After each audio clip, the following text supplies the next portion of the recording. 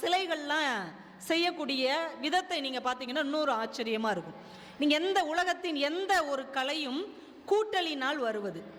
ஒரு ஓவியம் வரைகிறாங்கன்னு வைங்க, வண்ணத்தின் கூட்டுதலால் ஓவியம் உருவாகிறது.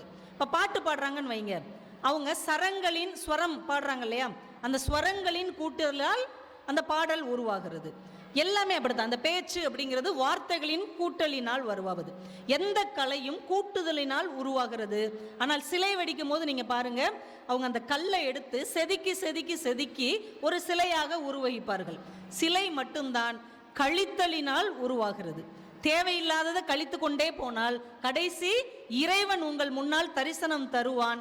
நம்ம மனசுக்குள்ளேயும் தேவையில்லாமல் எத்தனையோ சிந்தனைகள் இருக்கிறது. அதை நாம் கழித்து கொண்டே வந்தால் இறைவன் நம் இதயத்திற்குள் குடி புகுவான் என்கின்ற ஒரு பெரிய தத்துவத்தை நம்முடைய ஆலய அமைப்பும் சிலை அமைப்பும் நமக்கு கற்றுக் கொடுக்கும்.